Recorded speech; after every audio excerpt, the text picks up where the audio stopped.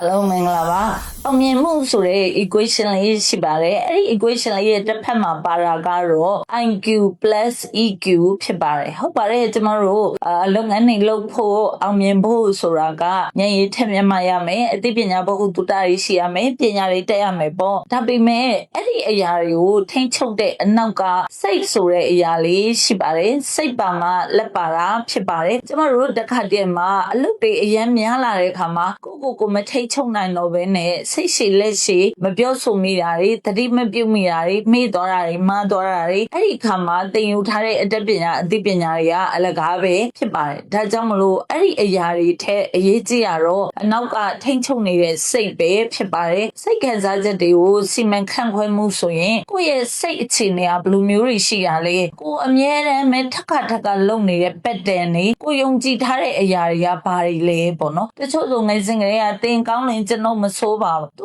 ကောင်းမှမကောင်းတာငါမကောင်းနိုင်ဒါဆိုရင်ကိုယ့်ရဲ့စိတ်ငြိမ်းချမ်းမှုဟာတစ်ဖက်လူရဲ့စိတ်အခြေအနေပေါ်မှာမူတည်နေရတာပေါ့ဒါဆိုကိုမပိုင်ဘူးပေါ့နော်ဒါကြောင့်မလို့စိတ်ပိုင်းဆိုင်ရာစီမံခန့်ခွဲမှုပညာရပ်တွေကိုလေ့လာဖို့3လပိုင်း9ရက်နေ့မှာဖွင့်လဲမယ် emotional management တန်းလေးကနေဖိတ်ခေါ်လိုက်ရပါတယ်ရှင်